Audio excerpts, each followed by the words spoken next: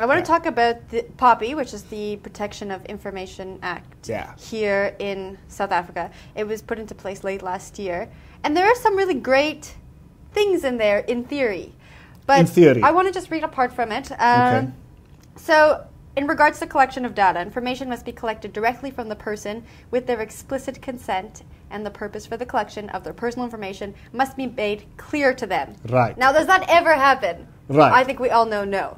It doesn't ever happen. So a lot of companies, when POPI became law late last year, looked at that and they'd been preparing for this. And so what they did is, instead of changing their policies, they just changed their terms and conditions. So a lot of companies, insurance companies and others in the financial industry, changed their terms and conditions to say that by signing up for the service or product, you agree to the following terms and conditions. I don't really read it as much as I should, and I doubt many people do, but you should take the time to read those terms and conditions.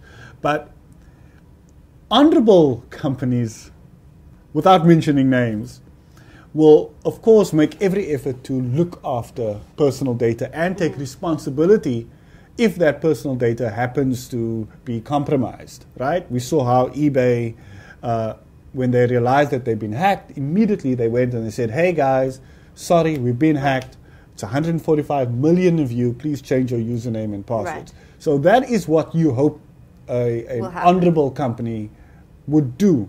However, there are some other companies who operate in other means who deliberately not only collect personal information, but then who also sell that information on to third parties. Is that allowed? Now, under POPI, that's not allowed.